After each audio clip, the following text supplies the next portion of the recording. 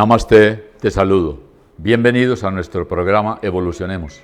Esta es una invitación para que nos vamos perfeccionando en lo físico, en lo mental y en lo espiritual. Y una vez perfeccionados, podamos fundirnos en Dios, nuestro ser. Vamos a tratar hoy el tema de la naturaleza, lo que en sánscrito podría denominarse como Prakriti, el Prakriti, o sea, la naturaleza. Consideremos a la naturaleza externa como el vestido de Dios.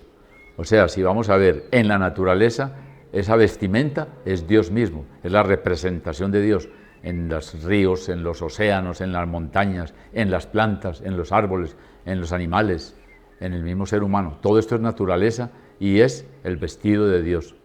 Es esa naturaleza la expresión de su voluntad. Dios en su divino Sankalpa, o sea, voluntad divina, quiso crear la naturaleza. Es también la naturaleza la manifestación de la gloria de Dios, de su poder, de su grandeza y de su majestad. Allí está en la naturaleza la representación de Dios. Podríamos decir que es un aspecto también de Dios, la naturaleza. Veamos esto, esta grandeza, esta gloria, este poder en cada hierba, en cada pétalo de una flor, en cada fruta, en todo lo que veamos.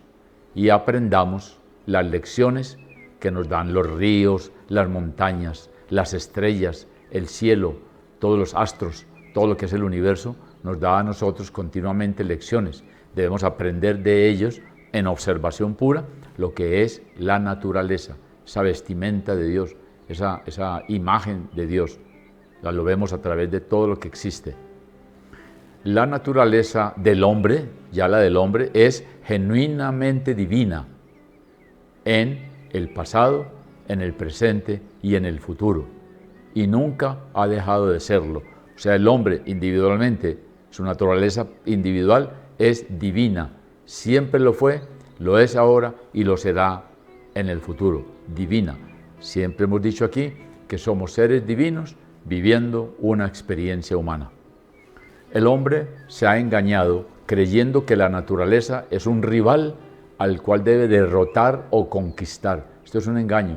Nosotros no podemos tratar de derrotar o conquistar a la naturaleza. Ella es expresión de Dios y es pretencioso decir que vamos a conquistar a Dios, que vamos a derrotar a Dios en su vestimenta, en su representación que es la naturaleza. Cuando veamos a Dios en todas partes, cuando lleguemos a esto, a verlo en cada pulgada de tierra, en cada ser, ya sea pequeño o grande, en la huella de Dios, percibiremos a la naturaleza con una nueva vestimenta de gloria y belleza. O sea, cuando tengamos esa capacidad de ver a Dios en todo, vamos a ver la naturaleza con un vestido nuevo de gloria y de belleza. Ahí está expresada la grandeza, la belleza de la divinidad del Creador en la naturaleza. Es pues su manifestación divina. Y nosotros somos parte de esa naturaleza porque somos seres divinos. Hay dos elementos esenciales en la naturaleza. Aquí voy a citar palabras sánscritas, pero no tienen prácticamente una traducción que nos pueda satisfacer. Esos dos elementos esenciales en la naturaleza son, primero, el akasha y segundo, el prana. El akasha es ese espacio que contiene todo, como ese receptáculo, como ese universo que todo lo contiene, es el akasha.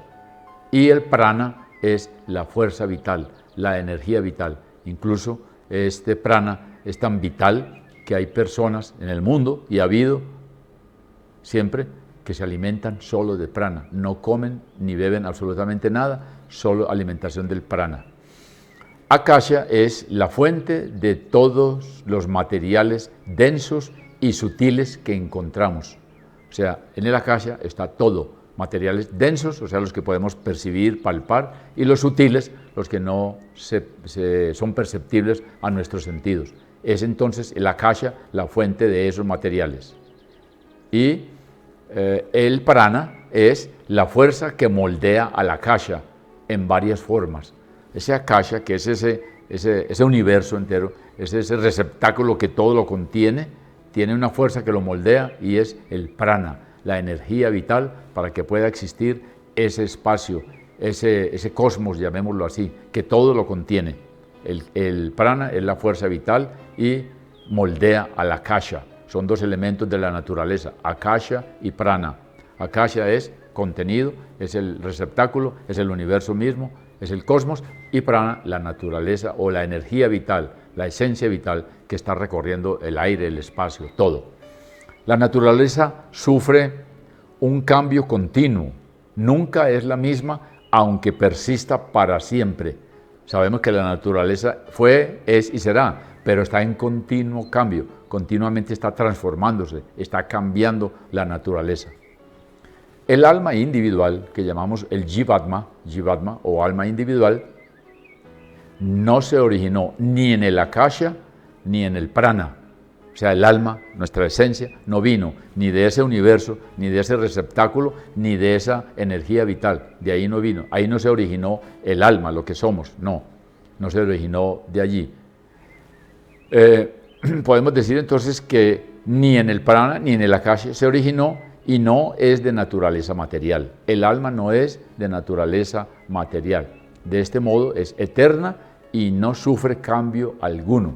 Y como nosotros somos esencialmente alma, somos eternos. Eternos. No tuvimos principio ni tendremos fin, ni sufrimos cambio alguno como ser. Como cuerpo sí cambiamos, envejece, se enferma, se acaba, pero como ser nunca cambia, siempre es eterno. La naturaleza que vemos a nuestro alrededor no puede darnos felicidad, pues siempre está cambiando. Y lo que cambia no va a dar felicidad, solo lo que da felicidad es lo eterno, o sea, nuestro ser que sí es eterno, lo que somos verdaderamente, la divinidad que somos, esto sí nos da felicidad, que es nuestro estado natural. Fíjense que uno no le pregunta a una persona por qué está feliz, casi siempre preguntamos por qué estás triste, por qué estás deprimido. No nos preguntan por qué estamos felices, ya que ese es nuestro estado natural. No nos preguntan por eso, porque nuestro estado natural es ser felices. Así que el sufrimiento es opcional. Aunque el dolor sea imprescindible e inevitable, el sufrimiento es opcional, ¿no? La naturaleza que vemos a nuestro alrededor no puede darnos felicidad entonces. Tenemos que darnos cuenta que la naturaleza es una manifestación de Dios, por eso no debe ser ignorada.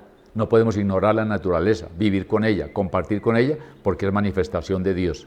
Y Dios es la causa y la naturaleza es el efecto, de modo que debemos reconocer la permanencia de la divinidad en todo el cosmos.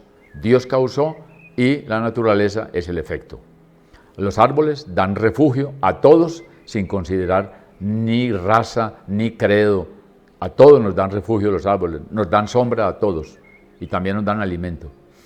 Las plantas nos enseñan a no encariñarnos excesivamente con el cuerpo. Las aves que se contentan con el alimento que consiguen para el día nos muestran que no debemos preocuparnos por el mañana.